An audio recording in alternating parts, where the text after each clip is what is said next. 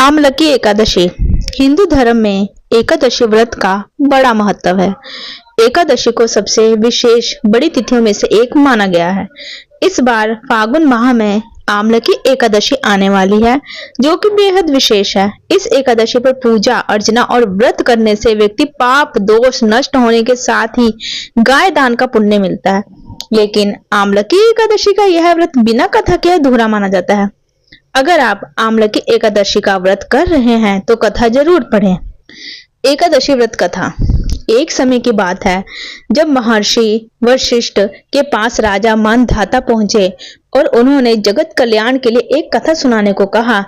तब महर्षि वशिष्ठ ने राजा मानधाता को आमलकी एकादशी के व्रत कथा सुनाते हैं, जो सभी पापों को मिटाकर मनुष्य को 1000 गायों के दान का पुण्य प्रदान करते हैं।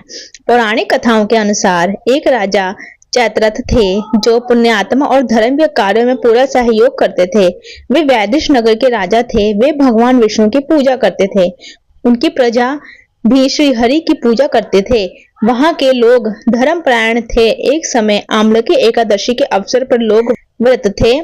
उन सभी ने विष्णु मंदिर में पूजा अर्चना की और आमलकी एकादशी की व्रत कथा सुनी। रात के समय में जागरण किया। उस दौरान मंदिर में एक शिकारी भी पहुंचा था। उस शिकारी ने भी आमलकी एकादशी की पूजा की, व्रत कथा सुनी और रात्रि जागरण का पुण्य प्राप्त किया।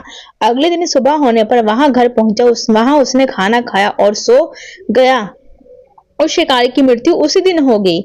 उसका जन्म राजा विदुरथ के घर बेटे के रूप में हुआ। उस बच्चे का नाम वसुरथ रखा गया। पिछले जन्म में आमलकी एकादशी के व्रत पूजा तथा श्रवण से जो पुण्य प्राप्त हुआ, उसके फल स्वरूप शिकारी इस जन्म में राजा का पुत्र बना। जैसे जैसे समय व्यतीत हुआ, वह बालक बड़ा हुआ और एक दिन वह भी राजा बन गया। एक दिन वह जंगल में गया, लेकिन रास्ता भटक गया। तब वह एक पेड़ के नीचे सो गया। तभी कुछ लोगों ने उस पर हमला कर दिया।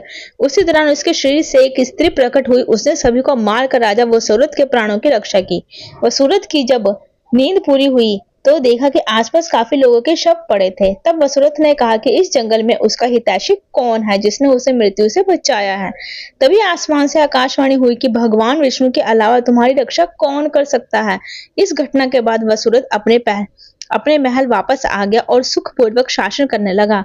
महर्षि वशिष्ठ ने राजा मानधाता को आमलकी एकादशी के महत्व को बताया। उन्होंने कहा कि आमलकी एकादशी व्रत रखकर विष्णु जी की जो पूजा करता है, वह पाप मुक्त हो जाता है, उसके कार्य सफल होते हैं और अंत में उसे मोक्ष मिल जाता है। बोलो श्री हरि विष्णु भगवान की जय।